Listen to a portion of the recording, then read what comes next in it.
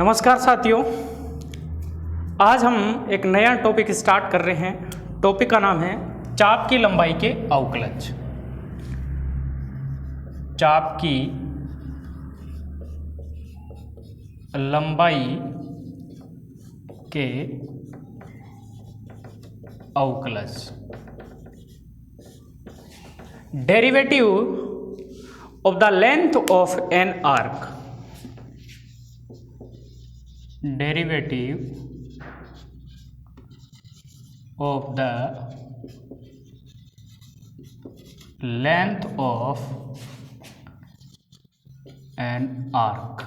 एक चाप की लंबाई के अवकलज हम पढ़ेंगे।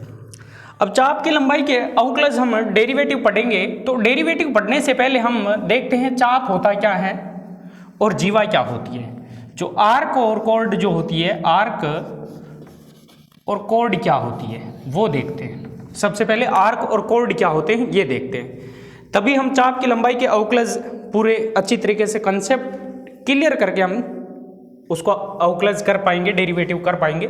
सबसे पहले एक कर्व की बात करता हूं।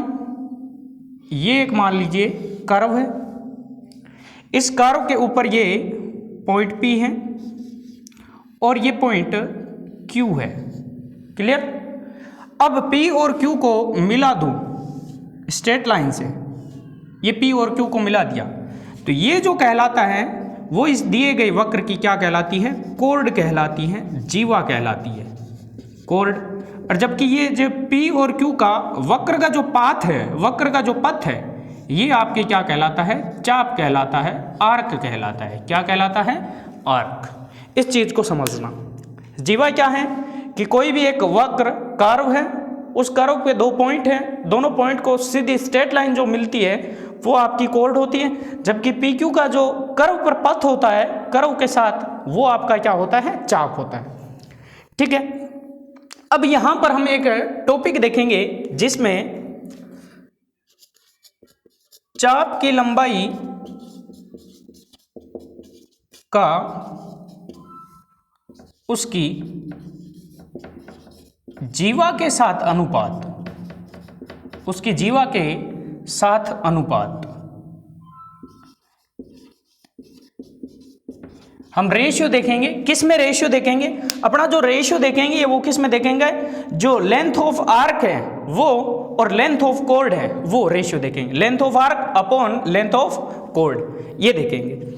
ये चाप की लंबाई का उसकी जीवा के साथ हम अनुपात देखते हैं। क्या अनुपात आता है, इसका मान कितना आता है वो देखते हैं। तो इसको समझने के लिए क्या लेता हूं मैं? एक कर्व लेता हूं और उस कर्व पे बात करते हैं। तो ये एक मैंने कर्व लिया, ये इसका पॉइंट P हो गया और ये इसका पॉइंट क्या हो गया? Q हो गया। मैं क्या कर देता हूं, ये अपना x हो गया, मान लो ये अपना x, ये y ओरिजिन और x हो गया। ये PQ क्या है? अपना कर्व है।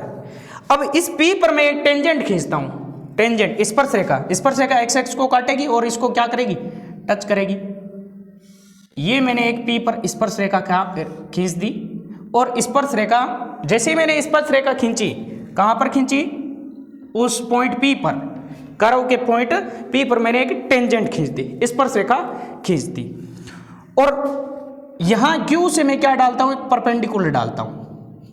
कहां पर? इस टेंजेंट पे परपेंडिकुलर। इसका नाम दे देता हूं M। ठीक है। और PQ हमें पता है ये आपका क्या है? PQ जो है वो क्या है? जीवा है, कॉर्ड है, ये आपका कर्व है। ठीक है। PQ आपकी क्या है? जीवा। तो यहां से जैसे मैंने परपेंडिकुलर डाला तो ये जो ट्रायंगल हुआ, कैसा ट्रायंगल हुआ? राइट एंगल ट्रायंगल हुआ। सिंस क्योंकि हम जानते हैं, क्या जानते हैं कि जो लेंथ ऑफ कॉर्ड है, यानी कॉर्ड है PQ, जीवा PQ का जो मान है वो मान किससे बड़ा होगा? वो मान जो होगा PQ चाप से क्या होगा? छोटा। क्योंकि देखिए जीवा तो है P से Q की सीधी डिस्टेंस, जबकि P तक Q तक जाते हैं उस वक्र पर तो घुमाव से जाते हैं, कर्व से जाते हैं। तो इसका मतलब है चाप जो PQ होगा वो क्या होगा, बड़ा होगा। चाप PQ बड़ा होगा। इसकी जगह कोड लिख सकता हूं, इसकी जगह आर्क लिख सकता हूं। और हम ये भी कह सकते हैं, जैसे मैंने परपेंडिकुलर डाला तो ये एक ट्राइंगल हुआ, एक ट्राइंगल हुआ। और ट्राइंगल में हमें पता है कि एक साइड जो होती है वो दो अदर साइड से क्या होती हैं, छोटी होती है। इनका जो सम होगा, इन दोनों का जो सम होगा वो इस PQ से क्या होगा, बड़ा होगा। तो इन दोनों का जो सम होगा वो बड़ा होगा किससे, चाप PQ के साथ साथ PM plus MQ, PM plus MQ से बड़ा होगा। क्लियर? क्योंकि एक ट्राइंगल की बात कर रहे हैं, ट्राइंगल की दो भुजाओं का योग तीसरी भुजा से क्या रहता है, बड़ा। तो एक भुजा PQ मानते हैं या PQ इसके हिसाब से चलते हैं तो भी PQ प्लस QM क्या रहेगा, या MQ बड़ा रहेगा इस चाप PQ से भी और जीवा PQ से। जीवा से बड़ा चाप, चाप से बड़ा जो यहाँ से जो इसको कवर करे, किसको कवर करे, चाप PQ को कवर करे। PQ को कवर कौन कर रहा है, PM और MQ। तो इनका सम जो होगा वो सबसे बड़ा होगा। अब मेरे को क्या निकालना है, चाप की लंबाई का उसकी जीवा के साथ अनुपात। तो चाप और जीवा का अनुपात चाहिए, तो जीवा PQ का मैं भाग दे देता हूं। तो जीवा PQ का भाग देऊंगा तो यहाँ 1 आएगा और यहाँ क्या हो जाएगा, चाप PQ बटा जीवा PQ लेस देन होगा PM प्लस MQ बटा PQ बटा PQ। देखिए जीवा PQ को मैं यहाँ PQ लिख देता हूँ क्योंकि PQ डायरेक्ट है, इस ट्राइंगल की बात करें। अब मैं क्या मानता हूँ, एक चीज ये मान लेता हूँ कि उस जो जीवा है, जो अपनी जीवा है, कोड है, वो इस स्पर्श रेखा के साथ अल्फा कोण बनाती है। मान लीजिए, सपोज कीजिए कि अल्फा कोण बनाती है। तो अल्फा कोण बनाती है तो PM बट्टा PQ किसके बराबर होगा, देखिए PM बट्टा PQ, ये देखिए एंगल है तो ये इसका बेस हो जाएगा और ये क्या हो जाएगा, हाइपोटेंस। तो PM बट्टा PQ बेस बट्टा हाइपोटेंस क्या होता है, बेस बट्टा हाइपोटेंस कोस होता है। तो 1 इज लेस देन चाप PQ बट्टा जीवा PQ is less than PM बट्टा PQ। इस त्रिभुज PMQ से PM बट्टा PQ यानी कि आधार बट्टा कर्ण क्या होता है, कोस थीटा, थीटा की जगह अल्फा है तो ये हो गया कोस अल्फा, प्लस MQ बट्टा PQ, MQ बट्टा PQ ये क्या है, अपना परपेंडिकुलर अपॉन PQ हाइपोटेंस है। तो परपेंडिकुलर अपॉन हाइपोटेंस क्या होता है, साइन थीटा यानी साइन अल्फा। तो अपने पास रिजल्ट क्या आया है कि 1 इज लेस देन चाप PQ arc PQ upon code PQ is less than cos alpha plus cos beta. जो अल्फा एंगल है वो कौन सा एंगल है, अल्फा एंगल है कि उस कोड PQ द्वारा स्पर्शी के साथ बनाया गया कोण अल्फा है। क्लियर? ये हो गया, एक रिजल्ट ये आया।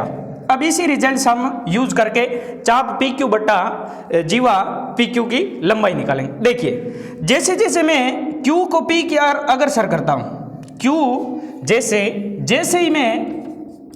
जैसे ही Q को किस ओर अग्रसर करूं, P की ओर अग्रसर करूं, Q को P के पास लाता जाऊं तो ये एंगल देखिए क्या होता जाएगा, छोटा होता जाएगा। कैसे, जैसे यहां आया Q तो यहां से इसको मैं लाऊंगा तो एंगल देखिए इतना कम हो गया, जैसे ही यहां आया और कम हो गया, जैसे P पे आ गया, Q जब P पे आ गया तो एंगल अल्फा क्या हो जाएगा, 0। तो अल्फा टेंस टू कहां, किस ओर अग्रसर हो रहा है, अल्फा टेंस टू 0 की ओर अग्रसर हो रहा है। जैसे जैसे Q P की ओर आ रहा है अल्फा का मान 0 होता जा रहा है। क्लियर, 0 होता जा रहा है। जब अल्फा 0 होगा तो कोस अल्फा का मान क्या हो जाएगा, 1 और साइन अल्फा का मान क्या हो जाएगा, 0। तो यहां से क्या हो जाएगा, चाप देखिए यहां लिमिट क्या यूज हो रही है कि limit Q tends to P हो तो चाप PQ बट्टा जीवा PQ का मान क्या हो जाएगा, इस लेस देन, देखिए ये कह रहा है 1 से क्या है, इसका मान बड़ा, और यहाँ cos alpha plus sine alpha से क्या है, छोटा। और जैसे जैसे अल्फा 0 की ओर अग्रसर हो रहा है इसका मान क्या हो रहा है, 1 की ओर अग्रसर हो रहा है। तो इसका मान क्या रहेगा, इसका मान क्या हो जाएगा, जैसे ही कोस यहां से क्या हो जाएगा 1 प्लस 0 और इधर भी लेस देन 1। तो इसका मतलब कुल मिला के क्या है, 1 और 1 के बीच में ना 1 से बड़ा ना 1 से छोटा, इसका मान जो है 1 से ना तो बड़ा ना छोटा, इसका मतलब कहाँ होगा, यहाँ से इंपॉर्टेंट रिजल्ट ये आ गया कि लिमिट जैसे ही क्यू पी की ओर अग्रसर होता है तो चाप पी क्यू बट्टा जो जीवा पी क्यू है उसका मान क्या आ रहा है, 1 आ रहा है। ये रिजल्ट आपको ध्यान रखना है। चाप और उसके जीवा का जो अनुपात होता है वो 1 की ओर अग्रसर रहता है, यानी 1 के बराबर होता है जब क्यू पी की ओर अग्रसर होता है। ये इंपॉर्टेंट रिजल्ट है, ये आपको थोड़ा ध्यान में रखना है। इसी रिजल्ट का उपयोग करते हम derivative of the length of an arc, किसी चाप की लंबाई के अवकलज हम देखेंगे। अब चाप की लंबाई को, नॉर्मल जो चाप होता है उसको लंबाई को एस से रिप्रेजेंट करेंगे, इसके अवकलज हम किसके हिसाब से निकालते हैं वो भी हम इस टॉपिक में पूरा क्लियर करने वाले हैं। एक एक चीज को बिल्कुल आसानी से समझ के करेंगे। तो आगे बढ़ेंगे अब हम देखते हैं आगे जो मेन अपना टॉपिक है चाप की लंबाई के अवकलज। इसको देख ले, बिल्कुल इजी।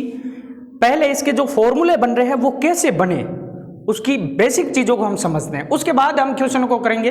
वैसे तो आपको फॉर्मूले ही याद रखने हैं, उन फॉर्मूलों को सीधे क्वेश्चन में पुट करेंगे और अपना सॉल्यूशन आएगा। लेकिन वो फॉर्मूले बने कैसे, अपने को मेथड तो पता होना चाहिए कि ये चाप की लंबाई का अवकलज एक्चुअल में है क्या चीज, तो वो चीज देखते हैं। देखिए, आपके पास जो कर्व होगा वो किस किस फॉर्म में हो सकता है, जो वक्र होगा वो किस फॉर्म में हो सकता है। वक्र की फॉर्म, सबसे पहले वक्र किस रूप में हो सकता है, कार्तीय रूप में, कार्टेशियन फॉर्म में हो सकता है, ठीक है। और वक्र किस रूप में हो सकता है, ध्रुवीय रूप में हो सकता है, पोलर फॉर्म में हो सकता है। और किस रूप में हो सकता है वक्र, पैरामेट्रिक फॉर्म में, प्राचलिक रूप में हो सकता है। सब जानते हैं इनके बारे में। किसी भी वक्र का कार्तीय रूप कौन सा होता है, फंक्शन अगर एफ एक्स कोमा वाई में है तो वो कार्तीय रूप में हो गया, और फंक्शन आर और थीटा में है वो ध्रुवीय रूप हो गया। और प्राचलिक रूप कौन सा हो गया, एक्स जो है वो टी का फलन है और वाई भी टी का एक दूसरा फलन है, F1 F2 दो अलग अलग, तो वो प्राचलिक रूप हो गया, पैरामीट्रिक फॉर्म हो गया, जहां टी जो है उसका प्राचल पैरामीटर कहलाता है। और यहाँ आर और थीटा हमें पता है, पिछले बहुत सारे वीडियो में यही टॉपिक चला था, आर थीटा का, फिर उसके बाद एक्स वाई का कार्तीय रूप, ध्रुवीय रूप, पेडल इक्वेशन हमने बनाई थी उनकी, ये चला था। अब देखिए, जो हमारे चाप की लंबाई का अवकलज है, चाप की लंबाई को हम नॉर्मली एस से रिप्रेजेंट करेंगे। किससे रिप्रेजेंट करेंगे, एस का मतलब है चाप की लंबाई से मतलब है यहाँ। तो चाप की लंबाई का जब कार्तीय रूप में दिया होता है तो चाप की लंबाई का अवकलज जो है एक्स के साथ भी किया जा सकता है और y के साथ भी अवकलज किया जा सकता है। s का अवकलज x के साथ, x का y के साथ। तो यहां से जब कार्तीय रूप दे रखा हो तो x के साथ अवकलज क्या होता है, y के साथ अवकलज क्या होता है, इसका फॉर्मूला क्या होता है, इसका क्या होता है, इसके बारे में हम डिटेल से पढ़ेंगे। इसके साथ जब फंक्शन r और थीटा में दे रखा हो तो उस समय भी जो s का अवकलज है वो r के साथ भी हो सकता है और थीटा के साथ भी अवकलज हो सकता है। क्लियर। और यहां जो है, क्योंकि x भी t का फलन है, y भी t का फलन है, तो t इसका प्राचल है, तो यहां जो अवकलज होगा वो t के सापेक्ष होगा। यहां अवकलज क्या होगा, t के सापेक्ष। तो कुल मिला के देखिए 1 2 3 4 5, इन 5 फॉर्मूलों को हम पढ़ेंगे। यहाँ पांचों फॉर्मूले कैसे आते हैं, किस रूप में आते हैं, एक एक की हम बारी बारी से चर्चा यहां करने वाले हैं। अब सबसे पहले कर्व आपको किस रूप में दे दे, आपको कर्व कार्टेशियन फॉर्म में दे दे। तो चाप की लंबाई के अवकलज कौन कौन से हुए, पहला तो हुआ ds बट्टा dx। s चाप की लंबाई है जिसका x के सापेक्ष अवकलज, ये अपन फॉर्मूला देखेंगे क्या होता है, इसकी वैल्यू क्या आती है और कैसे आती है वो भी देखेंगे। फिर उसका y के सापेक्ष भी अवकलज हम देखेंगे। फिर ये तो कार्तीय रूप से आए, अब इन्हीं से हम चर्चा करके यहां पर कि फलन जो है वो कार्तीय रूप में दे दे तो उसका x के सापेक्ष, चाप की लंबाई का x के सापेक्ष और y के सापेक्ष अवकलज क्या होता है उसके बारे में देखते हैं। तो पहला, वक्र किस रूप में हो, वक्र कार्तीय रूप में हो, वक्र कार्टेशियन फॉर्म में हो, कर्व किस फॉर्म में हो, इनटू कार्टेशियन फॉर्म। तो s का x के सापेक्ष अवकलज क्या होता है उसके बारे में देखते हैं। तो सबसे पहले मैं ये मान लीजिए एक्स एक्स है, ये आपकी क्या है वाई एक्स है, ये आपका क्या है ओरिजिन। इसमें मैं कर्व लेता हूं, वक्र लेता हूं, ये वक्र ले लिया मैंने। अब इस वक्र पर 2 पॉइंट होंगे, एक P जिसके कोऑर्डिनेट क्योंकि कार्टेशियन फॉर्म में है तो x, y माने जाएंगे, और एक पॉइंट क्या ले लिया मैंने क्यू ले लिया, तो उसके जो पॉइंट होंगे वो क्या मान लेंगे, ज्यादा फर्क नहीं मानेंगे, एक्स में अलग वर्दी एक्स प्लस डेल एक्स मान लेंगे और वाई प्लस डेल वाई मान लेंगे, ज्यादा फर्क नहीं मानेंगे कि पी और क्यू ज्यादा दूर नहीं है, पास में ही है, x plus del x y plus del x. और हमें पता है यहां पी क्यू जो होगा वो क्या होगा, आपका चाप होगा, यही आपका आर्क होगा। इस आर्क को मैं किस रूप में ले लेता हूं, डेल एस के रूप में। आर्क क्या है अपना, डेल एस। और यहां पर पी क्यू जो है, पी क्यू ये आपकी क्या है, कोर्ड जीवा की लंबाई को हम डेल एल से ले लेते हैं। किससे ले लेते हैं, डेल एल से ले लेते हैं। क्लियर। तो यहां से किसकी क्या वैल्यू आती है उसके बारे में हम देखते हैं। तो मैंने यहां पर चाप जो है वो किस रूप में लिया है, डेल एस के रूप में, और जीवा किस रूप में लिए हैं, डेल एल के रूप में लिए। क्लियर। कोई यहां पर मिस्टेक नहीं होनी चाहिए, कोई दिक्कत नहीं होनी चाहिए। अब क्या कर देता हूं, यहां पर P पर मैं एक, अगर P को देखे जाए, P को यहां से नीचे मिलाऊं मैं, नीचे जैसे ही मिलाता हूं तो यहां पर इसकी वैल्यू क्या होगी, इसकी क्या होगी, ये जो अपना क्या है x है और ये अपना क्या है y है, कोई दिक्कत नहीं है। ठीक है, यहां पर कोई प्रॉब्लम नहीं होनी चाहिए। ये अपना x है, ये y है। q को इससे मिला दूं तो q को जैसे इससे मिलाता हूं, ये अपना डेल s है, अंदर लिख दिया। q को इससे मिलाता हूं तो ये वैल्यू जो है वो क्या है, y प्लस डेल y, जबकि यहां से यहां तक की वैल्यू क्या है, x प्लस डेल x। तो ये वाली आगे वाली जो वैल्यू होगी वो क्या होगी, डेल x। समझ में आ गया। यहां से मैं एक परपेंडिकुलर डाल देता हूं, लंब डाल देता हूं, ये लंब डाल दिया। P से मैंने क्या किया, इस पे लंब डाल दिया, ये 90 डिग्री। इसको मान लेता हूं m, पॉइंट को क्या मान लेता हूं m। ये अपनी पूरी है y प्लस डेल y। अब ये पूरी y प्लस डेल y है, ये y है तो ये भी y होगी, तो ये अपनी यहां से qm कितनी हो जाएगी, डेल y। देखिए क्या हुआ, pm अपना कितना हुआ, pm जो है वो किसके बराबर हुआ, डेल x के बराबर, और mq किसके बराबर हुआ, या qm किसके बराबर हुआ, डेल y के बराबर।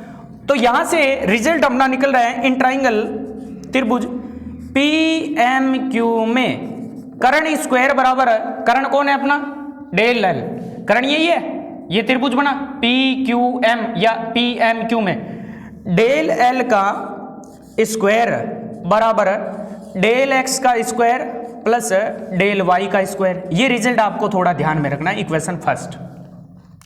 अब हमें वैल्यू किसकी निकाल रहा हूं, पहले ds बट्टा dy की, चूंकि हम जानते हैं कि ds बट्टा dx बराबर, मैं इसको लिख सकता हूं limit del x tends to 0 del s बट्टा डेल x लिख सकता हूं, क्योंकि dy बट्टा dx का मतलब ही यही होता है कि limit del x tends to 0 del s बट्टा डेल x, यही होता है। अब मैं यहां से फिर रिजल्ट देखता हूं, क्या रिजल्ट देखता हूं, limit del x tends to 0, क्योंकि हमें इसका मान निकालना है। तो डेल s बट्टा डेल y, देखिए यहां जो अपने पास क्या चीज है, एक डेल l पड़ा है, एक डेल s पड़ा है, तो इस चीज को मैं क्या लिख सकता हूं, इसको लिख सकता हूं डेल s बट्टा del l into del l बट्टा डेल x। डेल l की ऊपर नीचे मैंने क्या कर दी, गुणा। ठीक है, अब गुणा कर दी। अब लिमिट को मैं क्या कर लेता हूं, इसके साथ भी लगा सकता हूं, इसके साथ भी लगा सकता हूं, कितने भी फंक्शन गुणा में होते हैं तो उस लिमिट को उन सभी फंक्शन के साथ लगा सकते हैं, तो लगा सकते हैं। तो आगे क्या होगा, limit del x tends to 0 del s बट्टा del l into limit del x tends to 0 del l बट्टा डेल x। मेरे हिसाब से कोई दिक्कत नहीं होनी चाहिए यहां तक। इक्वल टू आगे बढ़ते हैं, यहां से ds बट्टा dx की वैल्यू निकल रही है, इक्वल टू, ये देखिए ये क्या चीज है, ये है क्या चीज है, डेल s का मतलब, डेल s कौन है, ये चाप की लंबाई डेल s बट्टा डेल l, डेल एल क्या है, जीवा। चाप की लंबाई और जीवा का अनुपात जब क्यू पी की ओर आता है, जब क्यू पी की ओर आता है, तो उस स्थिति में चाप की लंबाई डेल एस बट्टा डेल एल का मान, क्योंकि ये del x tends to zero हो रहा है, del x tends to zero हो रहा है, यानी ये मान जो है वो जीरो हो रहा है और y भी क्या होगा, जीरो की ओर, तो ये इस प्रकार q जो है p की ओर आता जाएगा। इसका मतलब डेल y और del x tends to zero होता जाता है, तो q p की ओर आता जाता है। तो यहां से जब q p की ओर आता है तो del x tends to zero, चाप और उसकी लंबाई, चाप और उसकी जीवा का अनुपात क्या होता है, 1 होता है। तो इसका मान तो क्या हो गया, 1 into limit del x tends to zero. ठीक है, अब यहां डेल एल का मान, डेल एल का मान यहां समीकरण 1 से देखिए, डेल एल को x और y में क्या रिलेशन है कि del l square equal to del x square plus del y square, ये इस ट्राइंगल से हम निकाला था। तो डेल एल की वैल्यू क्या हो जाएगी, इसका रूट, तो यहां उस इक्वेशन से वैल्यू पुट कर रहा हूं, तो under root del x square plus del y का स्क्वायर और बट्टा क्या है, डेल एक्स।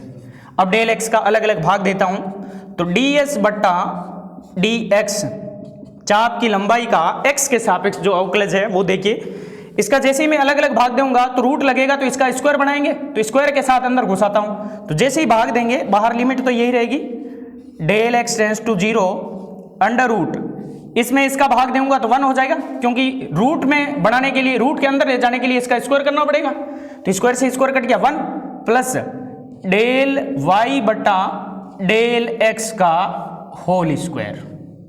अब लिमिट अप्लाई करते हैं, लिमिट को अंदर ले जा सकता हूं, limit del x tends to zero, तो यहां से क्या हो जाएगा, डी एस बट्टा डी एक्स बराबर under root 1 plus del x tends to, जैसे जीरो करूंगा डेल वाई बट्टा डेल एक्स क्या हो जाएगा, डी वाई बट्टा डी एक्स, और क्योंकि उसका स्क्वायर है तो यहां भी इसका स्क्वायर।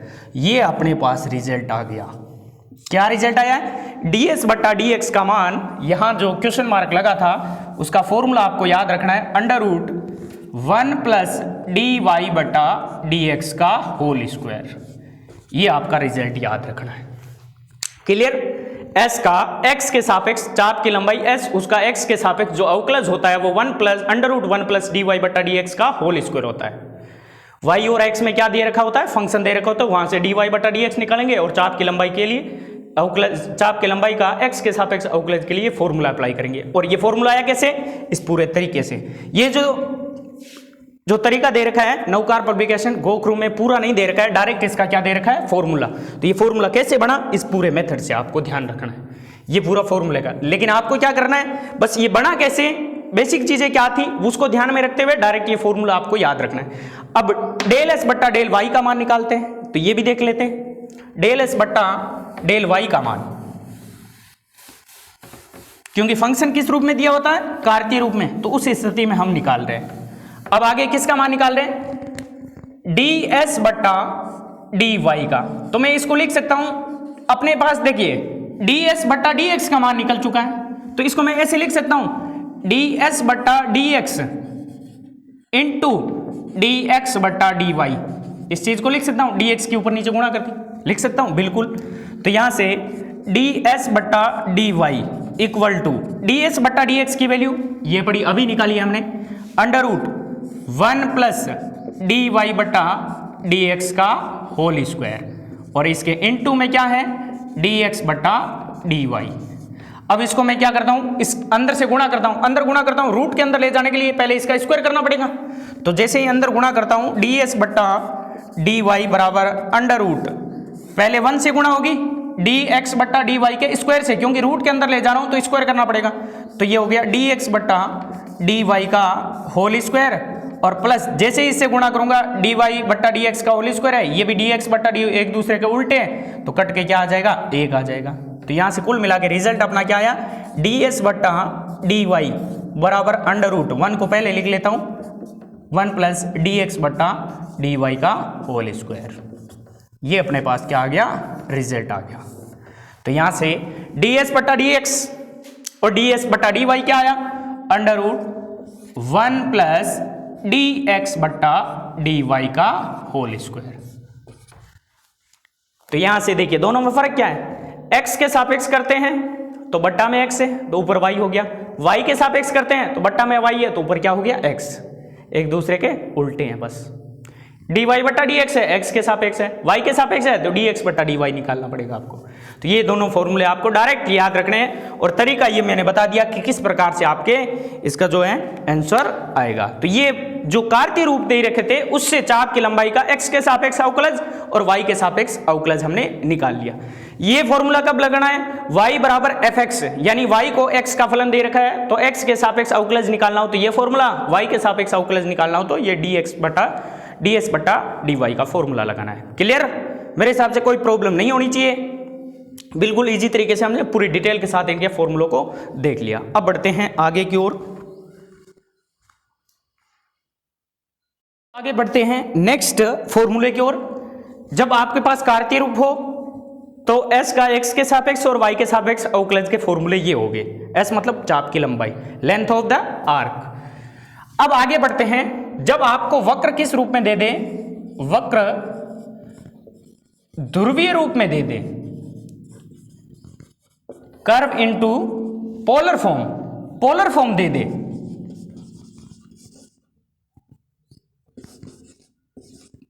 पोलर फॉर्म दे दे, तो पोलर फॉर्म में आपको क्या करना है, पोलर फॉर्म में कैसे, f जो है r कोमा थीटा में दे दे इस स्थिति में, या r बराबर f थीटा दे दे। इस स्थिति में आपके जो चाप की लंबाई के अवकलज निकलेंगे ds बट्टा dr निकलेगा, एक ds बट्टा d थीटा निकलेगा, क्योंकि जो कर्व होगा वो r और थीटा में होगा तो s का r के सापेक्ष और s का थीटा के सापेक्ष अवकलज होगा। इनके मान अपने देखते हैं, तो उसी स्थिति के लिए अपने क्या करते हैं, वही एक कर्व लेता हूं, ये एक मैंने कर्व ले लिया जिसके ऊपर 2 पॉइंट ले लेता हूं, एक P और एक क्या है Q। ये आपकी इनिशियल लाइन है, ये इनिशियल लाइन प्रारंभिक रेखा, या थोड़ा नीचे और ले लेता हूं, आरंभिक रेखा इनिशियल लाइन, और ये आपका क्या हो गया O ध्रुव पोल हो गया। अब जैसे ही मैं O को P से मिलाऊंगा और P के कोऑर्डिनेट क्या होगा, क्योंकि पोलर फॉर्म है तो r कोमा थीटा होगा, तो ये जो OP होगा वो किसके बराबर होगा, r के बराबर, और ये एंगल क्या होगा अपना थीटा, तभी तो r थीटा होता है। और क्योंकि PQ को जैसे ही मिलाऊंगा तो ये PQ जो होगी स्ट्रेट लाइन से PQ, ये आपकी क्या होगी डेल L जीवा की लंबाई, और जो PQ ये जो है पथ, ये कर्व पर ये पथ, वो चाप की लंबाई को मैं ले लेता हूं डेल S, किससे डेल S, और Q को इससे ओरिजिन से मिलाऊंगा ध्रुव से, तो यहां से अपने को पता है कि ये जो वैल्यू होगी वो R प्लस क्या होगी डेल R, क्योंकि इसका जो हम पॉइंट मान रहे हैं R plus del R comma theta plus del theta.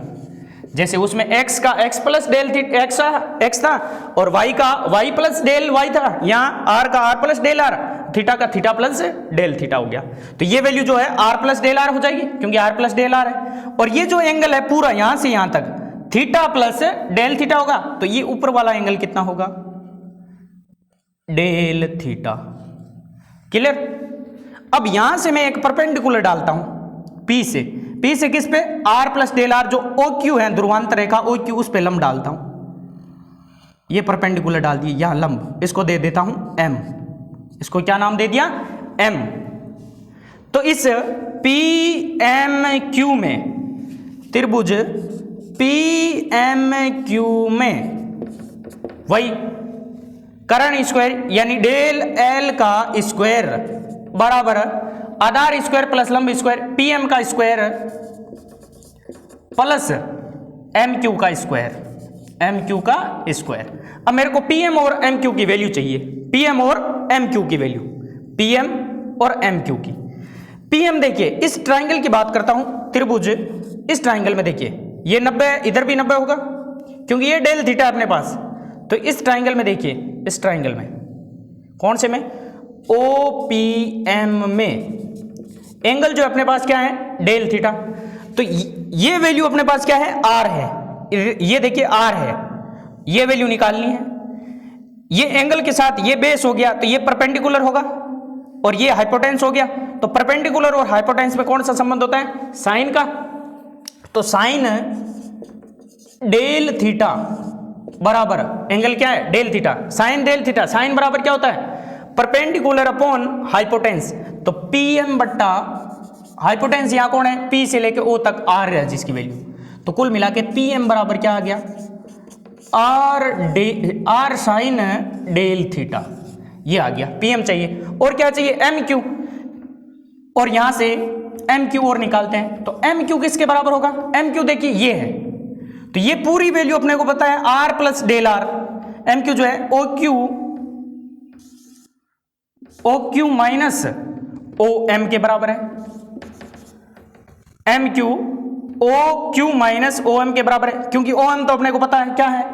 O Q पता है अपने को, आर प्लस डेल आर, क्योंकि ये पूरी ओ से लेकर क्यू तक क्या है? R plus del r plus del are minus O M इसी त्रिभुज से, जैसे ओपीएम में साइन डेल थीटा, ओपीएम में ओपीएम में इसकी वैल्यू चाहिए ओ से एम तक, और ये वैल्यू अपने को पता है आर है।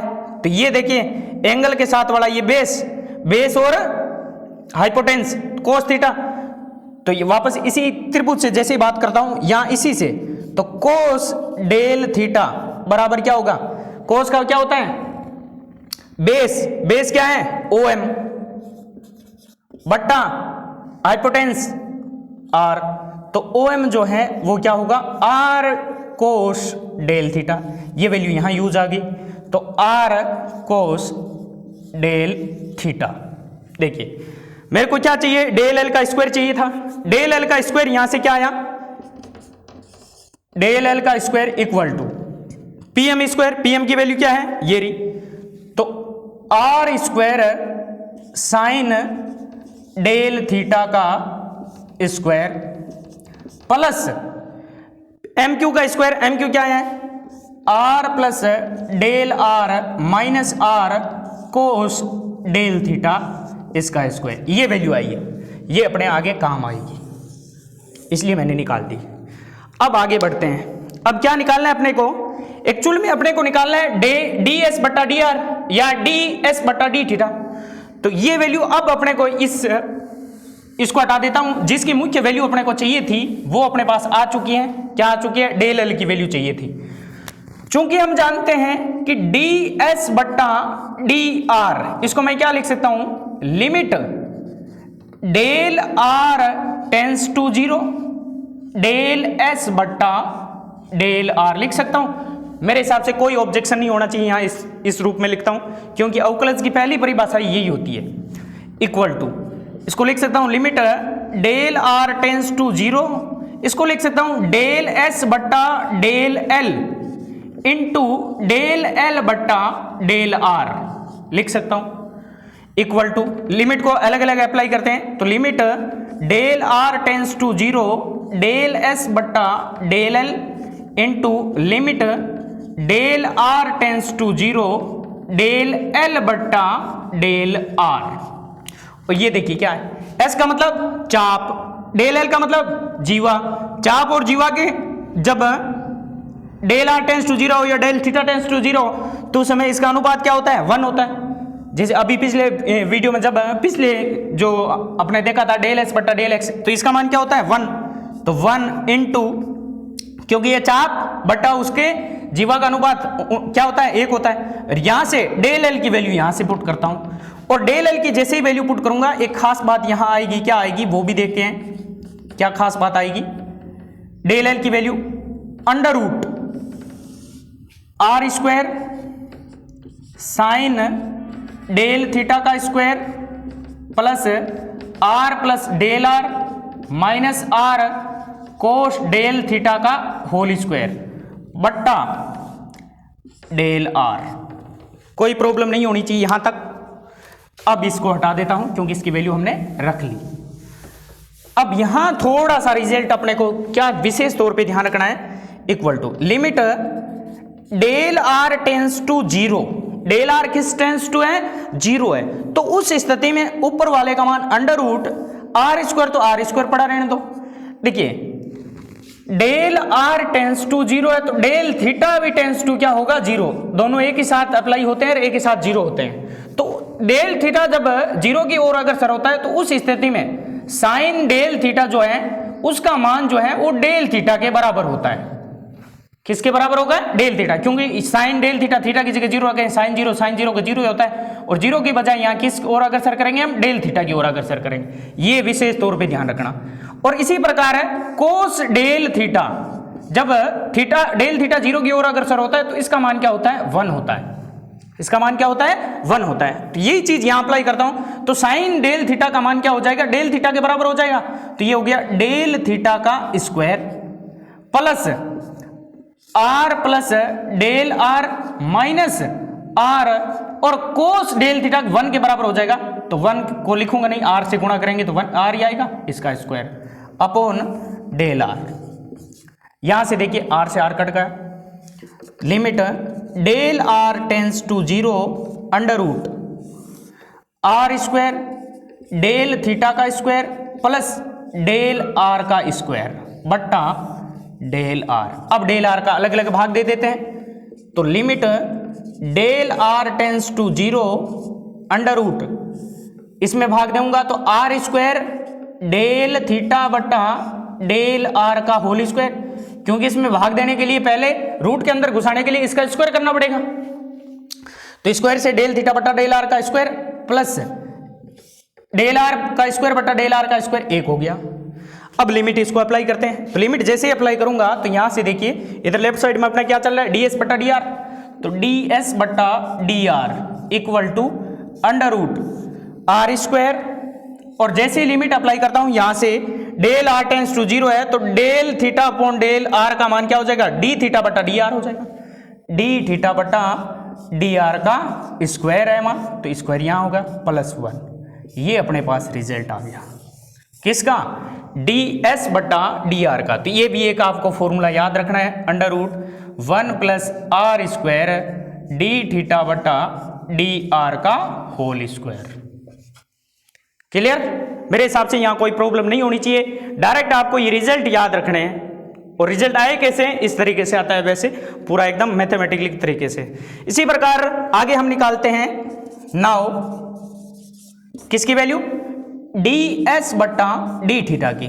तो ये तो हम इसका यूज करके निकाल देंगे। कैसे, इसको लिख सकता हूं डी एस बट्टा डी आर, सॉरी हाँ इसी की निकालनी, तो डी एस बट्टा d are into D r बट्टा डी थीटा लिख सकता हूं। इसी को डी आर के ऊपर नीचे गुणा कर दी, क्योंकि डी एस बट्टा डी आर की वैल्यू हम निकाल चुके हैं। तो ये वैल्यू रखता हूं यहां, under root 1 plus r square d theta बट्टा डी आर का होल स्क्वायर और इनटू डी आर बट्टा डी थीटा।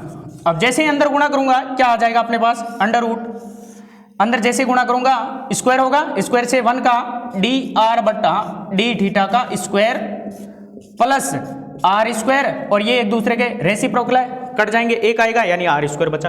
तो कुल मिला के इसका रिजल्ट क्या आया, under root are square plus d r बट्टा डी थीटा का होल स्क्वायर।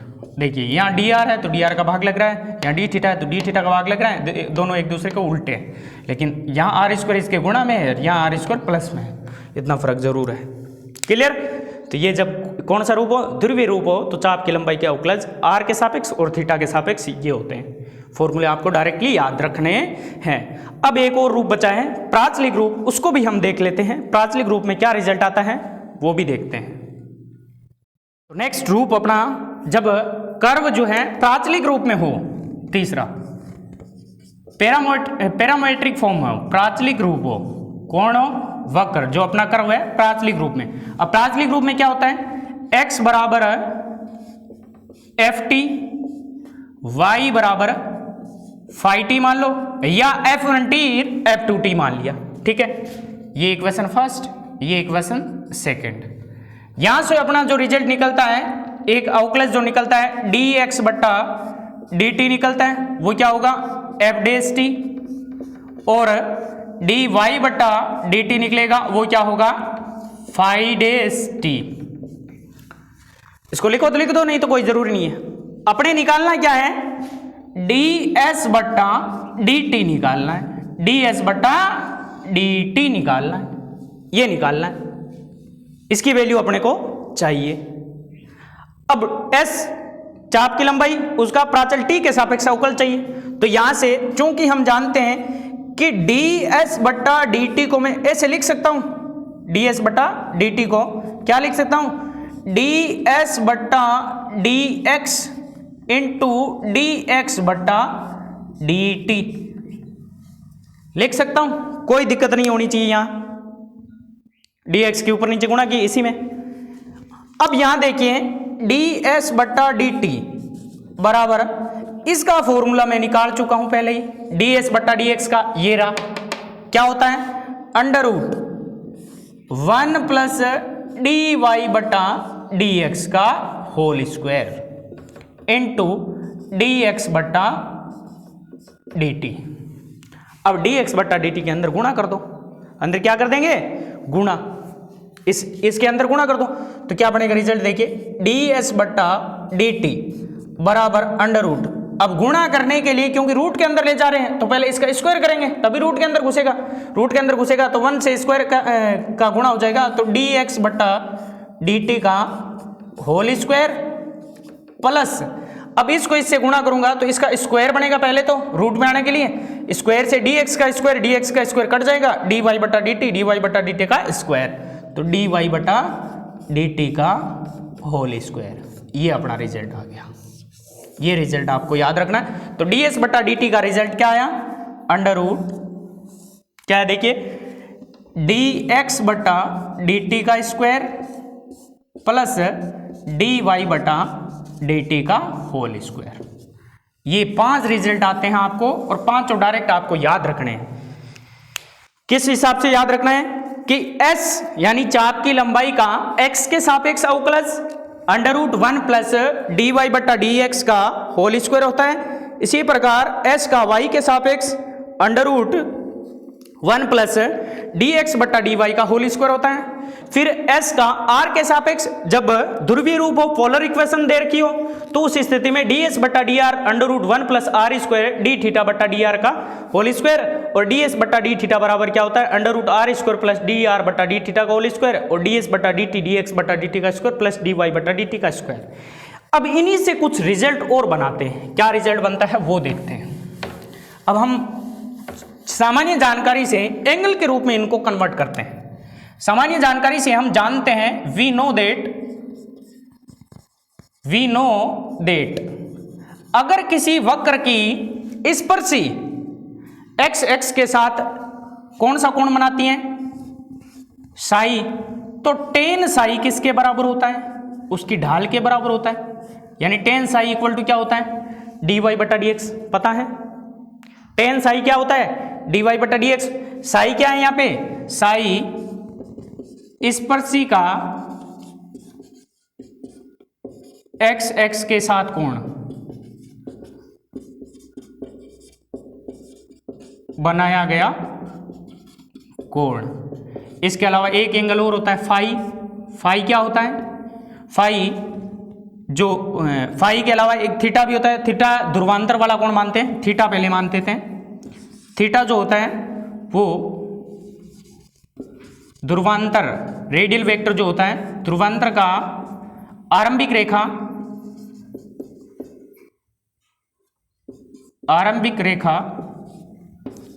के साथ बनाया गया कोण।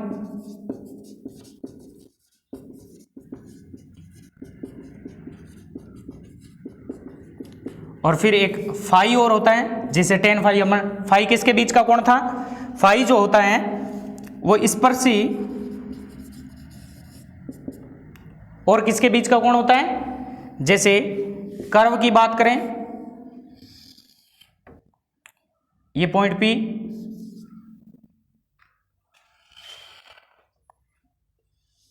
ये क्या है स्पर्शी, और इसके अलावा जो फाई होता है किसके बीच का एंगल होता है, ये अपना क्या होता है साई। ये पी आर कोमा थीटा है, तो ये क्या होता है ध्रुव के साथ थीटा। ये क्या है ध्रुवांतर, ये क्या है स्पर्शी, इनके बीच का जो कोण होता है वो क्या होता है फाई। तो तो इसका मतलब स्पर्शी व ध्रुवांतर के मध्य कोण,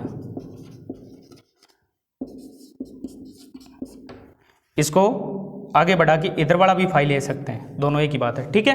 तो ये सामान्य से कोणों की जानकारी है, उन कोणों से अपन रिलेशन निकालते हैं। अब अपने को पता है कि साई की बात करें, साई इसका मतलब क्या है, स्पर्शी का एक्स एक्स के साथ बनाया गया कोण है, और स्पर्शी की ढाल क्या होती है, डी वाई बटा डी एक्स होती है। अब इस चीज को मैं इसमें अप्लाई करता हूं, इस फर्स्ट और सेकंड में। देखो डी वाई बटा डी एक्स, डी एक्स बटा डी वाई, दो इसमें ही है, बाकी तो है नहीं। तो ये डी वाई बटा डी एक्स का मतलब कौन सा है, फॉर्मुलर फॉर्म से है। तो फॉर्मुलर फॉर्म से पहले में जब अप्लाई करता हूं, क्योंकि हम जानते हैं कि डी एस बटा डी एक्स बराबर क्या होता है, under root 1 plus d y बटा डी एक्स का होल स्क्वायर होता है। और यहां से जो ऊपर अपने रिजल्ट लिखा है उससे डी वाई बटा डी एक्स किसके बराबर है, टेन फाई के। तो टेन स्क्वायर साई, फाई नहीं साई, टेन स्क्वायर साई। तो डी एस बटा डी एक्स बराबर 1 plus tan square sec square, sec square का root sec, sec sec psi. और इसको पलटते हैं तो डी एक्स बटा डी एस बराबर है कोस साई। एक रिजल्ट ये याद रखना है, ये रिजल्ट इसी से आया है। दूसरा, जब इसको इसमें पुट करता हूं तो यहां से डी एस बटा डी वाई बराबर रिजल्ट क्या है, under root 1 plus d x बटा डी वाई का होल स्क्वायर। तो equal to under root 1 plus d x बटा डी वाई। तो इसको पलटेंगे तो ये भी पलट जाएगा, कोट साई हो जाएगा, कोट स्क्वायर साई। और 1 plus cot square cosec square, cosec square का रूट कोसेक, कोसेक साई। और ये किसकी है, डी एस बटा डी वाई। और इसको पलट देंगे, रेसिप्रोकल करेंगे तो डी वाई बटा डी एस इक्वल टू क्या आया, ये क्या हो जाएगा, साइन। क्लियर। तो दो रिजल्ट क्या याद रखे, एक तो रिजल्ट ये अपने को पता ही है कि टेन साई जो होता है वो किसके बराबर होता है, डी वाई बटा डी एक्स। और इन्हीं का यूज करके साइन साई किसके बराबर आया, ये देखिए साइन साई डी वाई बटा डी एस के बराबर, डी वाई बटा डी एस के बराबर। और इसी प्रकार कोस साई क्या आया, डी एक्स बटा डी साई के, डी एस के बराबर। ये रिजल्ट यहां से देखिए, एक ये रहा डी एक्स बटा डी एस और डी वाई बटा डी एक्स। देखिए ये अगर याद है तो इसी से अपन डायरेक्ट ये बना सकते हैं, दोनों का आपस में भाग दे लो भाई, वापस ऊपर वाला बन रहा है। तो इसको लिख सकता हूँ साइन बटा कोस, इसके अपॉन में डी एक्स डी एस, और इसके अपॉन में डी एक्स। साइन वाला हो जाएगा डी वाई बटा डी एस और कोस वाला डी एक्स बटा डी एस हो जाएगा। ये रिजल्ट वैसे वास्तव में इस तरीके से ही आते हैं। क्लियर। अब ये तो हो गया साई में। साई के अलावा ध्रुवांतर वाला कोण अगर फाई हो तो उस स्थिति में क्या कंडीशन है, एक और हमने रिलेशन पता है, एक तो टेन साई डी वाई बटा डी एक्स होता है और एक टेन फाई और होता है, टेन फाई। ध्रुवांतर का स्पर्शी के साथ कोण वो होता है आर डी थीटा बटा डी आर। ये पढ़ा था, इससे पीछे वीडियो पढ़े थे, इसमें फॉर्मूला ये आया था, इसको हमने प्रूव भी किया था। क्लियर। ये चीज अप्लाई करते हैं तो ये चीज कहाँ है, डी थीटा बटा डी आर या डी आर बटा डी थीटा, यहां इसमें और इसमें। तो सबसे पहले डी एस बटा डी आर निकालते हैं तो बराबर under root 1 plus r square d theta बटा डी आर का होल स्क्वायर। ये रिजल्ट है अपने पास। क्लियर। अब यहां इसको वैल्यू पुट करते हैं डी थीटा बटा डी आर की। देखिए आर स्क्वायर डी थीटा बटा डी आर, वैसे इसका स्क्वायर करूंगा तो यही चीज बनती है, तो ये डायरेक्ट पुट कर सकता हूं डी एस बटा डी आर बराबर under root 1 plus tan square phi, इसकी जगह डायरेक्ट लिख दिया। तो यहां से डी एस बटा डी आर बराबर क्या बनेगा, sec square sec sec phi, या डी आर बटा डी एस बराबर कोश फाई। ये रिजल्ट बना, रेसिप्रोकल कर दिया। दूसरा, अगर इसको यूज लेते हैं डी एस बटा डी थीटा बराबर देखिए अंडर रूट आर स्क्वायर का r square plus d are बटा डी थीटा का स्क्वायर होता है। अब डी आर बटा डी थीटा की वैल्यू निकालता हूं यहां से, तो इसको क्या कर दूं मैं, पलट दूं। जैसे इसको पलटूंगा तो क्या बनेगा, cot phi equal to 1 upon r, और ये डी आर बटा डी थीटा हो जाएगा। यहां से इसको इधर भेज देता हूं तो R cot phi equal to D are बटा डी थीटा, ये वैल्यू यहां पुट करते हैं। तो जैसे पुट करेंगे डी एस बटा डी थीटा बराबर under root are square plus ये R square cot square phi हो जाएगा। आर स्क्वायर कॉमन आ रहा है, डी एस बट्टा डी थीटा बराबर आर स्क्वायर बाहर आएगा तो आर ही बचेगा, under root 1 plus cot square cosec square और कोसेक स्क्वायर का कोसेक फाई बचा। अब एक दूसरे के रेसिप्रोकल करते हैं तो डी थीटा बट्टा डी एस बराबर 1/r और कोसेक का रेसिप्रोकल क्या हो गया साइन फाई। तो यहां से आर इधर मल्टीप्लाई में भेज देता हूं तो आर डी थीटा बट्टा डी एस बराबर क्या बना साइन फाई, ये रिजल्ट। तो यहां से देखिए एक्स्ट्रा रिजल्ट और क्या क्या है, एक्स्ट्रा रिजल्ट ये आ गया क्योंकि हमें पता है टेन फाई जो होता है वो किसके बराबर होता है आर डी थीटा बट्टा डी आर के बराबर होता है। अब इस टेन को मैं अगर इस रूप में बदल दूं साइन फाई, टेन को बना दूं क्या साइन फाई, तो हमें याद रखना है कि बट्टा में डी एस का भाग देना है, तो बट्टा में डी एस का भाग देना है तो आर तो ऑलरेडी पड़ा रहेगा, तो आर डी थीटा बट्टा डी एस और साइन बट्टा कोस, तो कोस का बन जाएगा कोस फाई इक्वल टू बट्टा में यहाँ डी आर है उसमें डी एस का भाग और देंगे तो डी आर बट्टा डी एस। ये देखिए रिजल्ट। तो टोटल कुल मिला के 1 2 3 4 5, ये 5 तो क्या हो गए चाप की लंबाई के अवकलज, जिसको अगर वक्र किस रूप में दिया हो कार्तीय रूप में दिया हो तो 2, ध्रुवीय रूप में दिया 2, प्राचल रूप में ये, और एंगल दे रखे होते हैं तो उस स्थिति में एस का थीटा के सापेक्ष, यहां देखिए एस का थीटा के सापेक्ष अवकलज एंगल फाई दे रखा हो तो एस का आर के सापेक्ष एंगल फाई दे रखा हो तो ये रिलेशन, इसके हिसाब से एस का एक्स के सापेक्ष साई दे रखा हो तो उस स्थिति में ये आपके चाप के लंबाई के अवकलज अलग अलग प्रकार से निकलते हैं। तो ये इंपॉर्टेंट रिजल्ट है, इन रिजल्ट को आपको डायरेक्ट फॉर्मूलों को यूज करना है, डायरेक्ट आपको याद रखने हैं। तो आज की क्लास में खूब लंबी क्लास हो गई, तो उम्मीद करता हूं कि एक एक चीज़ आपको अच्छी तरीके से समझ में आई है। एक बार में अगर समझ में नहीं आती है तो वीडियो को दोबारा जरूर देखें और दोबारा देखते समय इनके बेसिक कंसेप्ट को आप क्लियर करते जाएं और आपके ये फॉर्मूले सारे के सारे याद हो जाएंगे और फॉर्मूले आपको डायरेक्ट क्वेश्चन में अप्लाई करने हैं और डायरेक्ट याद रखने हैं। क्लियर? तो आज के लिए इतना ही, धन्यवाद, जय हिंद, जय भारत।